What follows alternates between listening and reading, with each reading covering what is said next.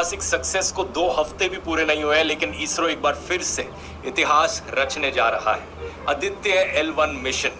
आज इसरो की नजर चांद पर नहीं बल्कि सूरज की तरफ है। आइए समझते हैं इस मिशन को गहराई से आज के इस वीडियो में।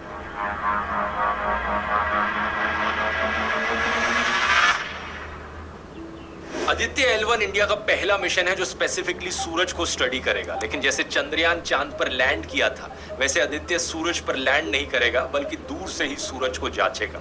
इनफैक्ट ये स्पेसक्राफ्ट धरती के ज्यादा करीब होगा सूरज से मिशन के दौरान। स्पेसिफिकली कहा जाए, लॉन्च होने के बाद ये धरती से 15 लाख किलोमीटर दूर जाकर लग्रांज पॉइंट L1 के अराउंड एक हेलो ऑर्बिट में घूमेगा। उस पॉइंट तक पहुंचने में इसे लॉन्च से करीब 4 महीने का समय लगेगा और एक बार वहां पहुंच गया तो 5 साल तक ये वहीं रहकर सूरज को ऑब्जर्व करेगा। अब सबसे पहला सवाल आपके मन में यहाँ पर आएगा कि आखिर ये लग्रांज पॉइंट क्या होता है।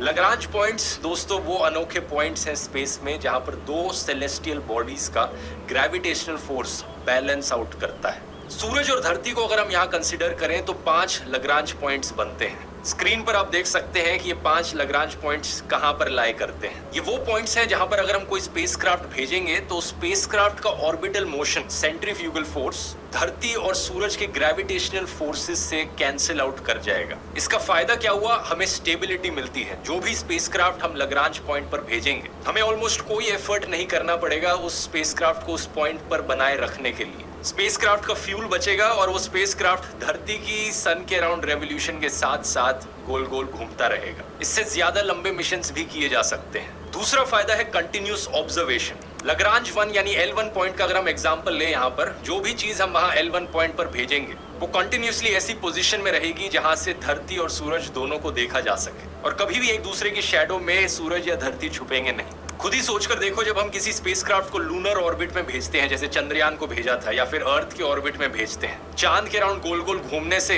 धरती बीच बीच में छुप जाती है। ऐसे ही धरती के अराउंड गोल गोल घूमने से भी सूरज छुप जाएगा।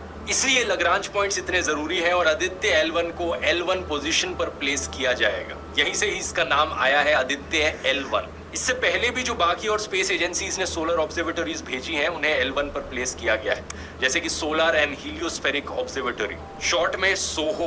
ये एक जॉइंट मिशन था नासा और यूरोपियन स्पेस एजेंसी का।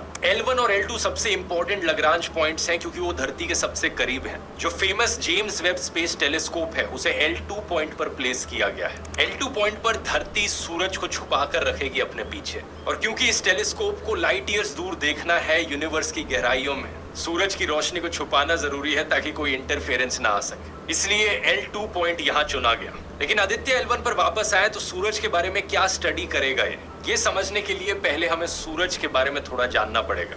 हमारे सोलर सिस्टम का सन, इसका डायमीटर करीब 109 गुना ज्यादा बड़ा है धरती के डायमीटर से। वजन में ये 3,33,000 गुना ज्यादा भारी है धरती के कंपैरिजन में। और अगर आपको विजुअलाइज करना है सूरज के साइज को धरती के साइज के कंपैरिजन में, तो इस एनिमेशन को आप देख सकते हो। 1.3 मिलियन अर्थ्स एक सन के अंदर फिट हो सकती हैं। जैसे धरती के अंदर अलग अलग लेयर्स होती हैं, कोर, मैंटल, क्रस्ट, ऐसे ही सन के अंदर भी अलग अलग लेयर्स होती हैं। सबसे अंदर सूरज के भी एक कोर मौजूद है। इस कोर के अंदर न्यूक्लियर फ्यूजन के रिएक्शंस होते हैं जहां पर हाइड्रोजन और हीलियम गैसेस को एनर्जी में कन्वर्ट किया जाता है। इसी एनर्जी से सनलाइट पैदा होती है और गर्मी निकलती है जो हमें धरती पर भी महसूस होती है। कोर का टेम्परेचर 15 मिलियन डिग्री सेल्सियस तक जा सकता है। इसके एकदम बाहर है रेडिएटिव जोन। 70% सन का रेडियस रेडिएटिव जोन से बनता है। फिर आती है कन्वेक्टिव जोन, अप्रोक्सीमेटली 30% सन का रेडियस। यहाँ एनर्जी ट्रांसफर कन्वेक्शन के थ्रू होता है, इसलिए इसको ये नाम दिया गया है। इसके बाद आता है सन का सरफेस, जिसे हमने नाम दिया है फोटोस्फीयर। इवन दो हम इसे सरफेस कहते हैं, लेकिन असलियत में सन का कोई वैसा सरफेस नहीं होता जैसे धरती का सरफेस होता है, क्योंकि वहां सिर्फ गर्म गैसेस और प्लाज्मा मौजूद है। तो इसे सूरज की एटमॉस्फेयर की लोएस्ट लेयर भी कहा जाता है। यहाँ पर तापमान काफी हद तक ठंडा हो जाता है, 5500 डिग्री सेल्सियस। इसके ऊपर आती है क्रोमोस्फेयर की लेयर, जहां पर तापमान बढ़ने लगता है। 6000 डिग्री सेल्सियस से शुरू होता है और ऊपर तक पहुंचते पहुंचते 20,000 डिग्री सेल्सियस हो जाता है। फिर एक पतली सी लेयर है ट्रांजिशन रीजन नाम से, और उसके बाद सन की सबसे आउटर मोस्ट लेयर आती है जिसे कोरोना कहा जाता है। इस वाले कोरोना का उस कोरोना वायरस से कुछ भी लेना देना नहीं है। कोरोना की लेयर में बहुत गर्म प्लाज्मा मौजूद होता है, 1 to 3 मिलियन डिग्री सेल्सियस। कारण कि सन का कोर इतना गर्म है लेकिन सरफेस ठंडा हो जाता है और फिर कोरोना वाली लेयर फिर से इतनी गर्म हो जाती है। ये सवाल अभी भी एक मिस्ट्री है साइंटिस्ट के लिए। हो सकता है आदित्य L1 का स्पेस मिशन यहाँ कुछ राज खोलेगा। साइंटिस्ट ने अपनी अलग अलग थ्योरीज बनाई है इसके पीछे रीजनिंग को लेकर, लेकिन फॉर श्योर कोई भी अभी नहीं जानता कि एग्जैक्ट रीजन क्या है। जब हम सूरज को धरती से देखते हैं तो यूजुअली हमें फोटोस्फीयर की लेयर दिखती है, लेकिन जब सोलर एक्लिप्स होता है तो एक रेडिश ग्लो हमें दिखता है सोलर एक्लिप्स के अराउंड, तो वो क्रोमोस्फेयर की लेयर होती है। और टोटल सोलर एक्लिप्स में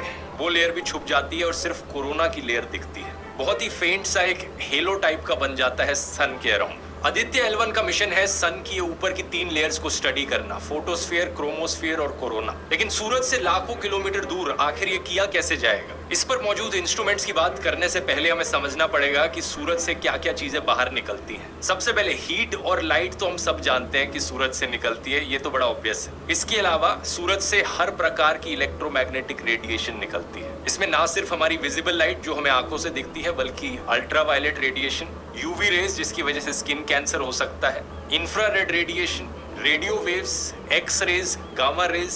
ये एक्स रेज और गामा रेज भी बहुत हार्मफुल रेडिएशन होती है, लेकिन हमारी धरती की एटमॉस्फेयर इनसे प्रोटेक्ट कर लेती है हमें। लेकिन इन सब के अलावा सूरज से निकलती है solar wind. Solar wind basically एक बहुत बड़ा बहाव है चार्ज्ड इलेक्ट्रॉन्स और प्रोटॉन्स का। ये सोलर विंड जब धरती की मैग्नेटिक फील्ड से इंटरैक्ट करती है तो हमें नॉर्दर्न लाइट्स देखने को मिलती है। यही सुंदर सी रोशनी आसमान में जो स्वीडन, फिनलैंड, आइसलैंड जैसे देशों में देखने को। इसके अलावा सूरज से निकलते हैं कोरोनल मास इजेक्शंस, CMEs। ये सोलर विंड और मैग्नेटिक फील्ड्स के बहुत बड़े बर्स्ट्स होते हैं। फिर निकलते हैं सूरज से कभी कभार सोलर फ्लेयर्स, जो लाइट और एनर्जी के बड़े इंटेंस फ्लैशेस होते हैं। कई साइंस फिक्शन फिल्मों में अक्सर सोलर फ्लेयर्स का मेंशन किया जाता है, जैसे कि 2012 या नोइंग जैसी फिल्में, जिनमें एक भयंकर सोलर फ्लेयर निकलता है जिसकी वजह से पूरी दुनिया खत्म हो जाती है। अब इन्हीं सब चीजों को मेजर करने के लिए आदित्य L1 पर 7 इंस्ट्रूमेंट्स लगे हैं, जिन्हें 7 पेलोड्स कह सकते हो। पहला, visible emission line coronagraph, short में वेल्क। ये कोरोना लेयर को स्टडी करेगा और कोरोनल मास इजेक्शंस को ऑब्जर्व करेगा। दूसरा, सोलर अल्ट्रावायलेट इमेजिंग टेलीस्कोप,